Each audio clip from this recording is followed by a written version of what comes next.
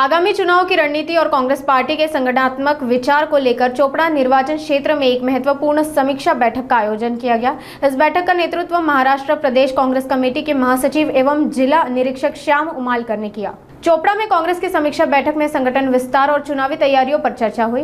जिला निरीक्षक श्याम उमालकर की उपस्थिति में कार्यकर्ताओं ने पद देने की मांग उठाई और क्षेत्रीय समस्याएं रखी। उमालकर ने कहा, पार्टी का विस्तार जनता के बीच काम करने से होता है, सिर्फ पद से नहीं।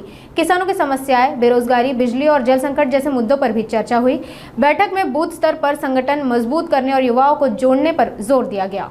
जिल्ह्याचे अध्यक्ष माझे मित्र बाळासाहेब पवार, संदीप भैया, उदय पाटील आणि उपस्थित सर्व मान्यवर, हर्षवर्धन सपकाळ प्रदेश काँग्रेसचे नवनियुक्त अध्यक्ष झाले, माजी आमदार आहेत ते जिल्हा परिषदचे अध्यक्ष, पंचायत राजचे अखिल भारतीय स्तरावरचे अध्यक्ष आणि त्यांना अपॉइंटमेंट केल्यानंतर जिल्ह्यात लोकसभा आणि विधानसभेनंतर आढावा घेण्याचा त्यांनी निर्णय घेतला आणि त्यातून आज जिल्हा काँग्रेससाठी मला नियुक्त केला।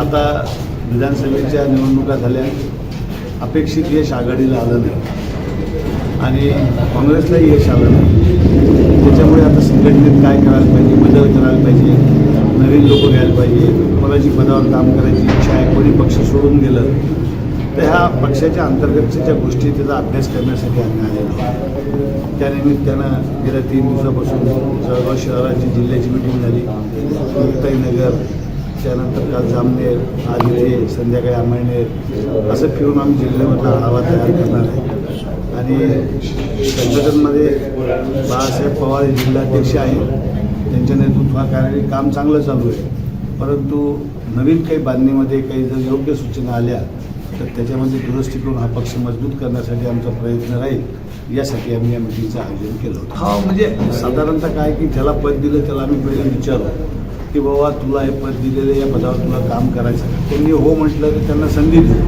त्यांनी म्हटलं की नाही बाबा माझी इच्छा नाही किंवा माझं जमत नाही, माझ्याकडे माझा व्याप आहे, तर मग त्याच्या जागी दुसरं अपॉइंट करू। पक्षामध्ये दर 5 मिनिटांना निर्णय घेता येत नाही, परंतु पक्षामध्ये निर्णय घ्यावाही लागतो। त्यामुळे जर औपचारिक परिस्थितीमध्ये जर कुठे आम्हाला एखाद्याला बदल करायचा असेल तर आम्ही निश्चित करू, त्यामुळे काही अडचण असेल ते कारण हे आल्याच भैयासाहेबांनी सांगितलं की तहसीलदारांना निवेदन देण्यासाठी आपल्याला जायचं आहे, त्याचा कागदही तयार झालेला आहे की याच्या संदर्भात दररोज घटना घडतात तर प्रदेश काँग्रेस जे सांगते ते आंदोलनं होतात, काही स्थानिक पातळीवर जे असतात ते आंदोलनं होतात आणि विधानसभा जेव्हा लागते, लोकसभा लागते, आज राहुल गांधी प्रश्न लावून धरलेला आहे। आज वक्फ बोर्डाचा मुद्दा तिथे मोठा आहे, शेतकऱ्यांच्या साथीचा मुद्दा विधानसभेमध्ये नाना पटोले असो किंवा उबाटाचे जे लोक असो किंवा राष्ट्रवादीचे जे लोक असो, जे आमचे 54-58 लोक आहेत, त्या लोकांनी त्याला विरोध केला। आता विरोध करायचा म्हणजे दिवसभर तेच काम करायचं अशातला भाग नाही, पण प्रातिनिधिक स्वरूपात आणि लोकांचं लक्ष वेधण्या इतका विरोध हा सातत्यानं पक्ष करत राहतो, गावोगाव करत राहतो। प्रदेशवरूनही तसे आदेश येतात, जिल्ह्यावरूनही तसे आदेश येतात आणि देश पातळीवरूनही तसे आदेश येतात। त्यामुळे अधिक तीव्रता आम्ही या आंदोलनाची करू, यात काही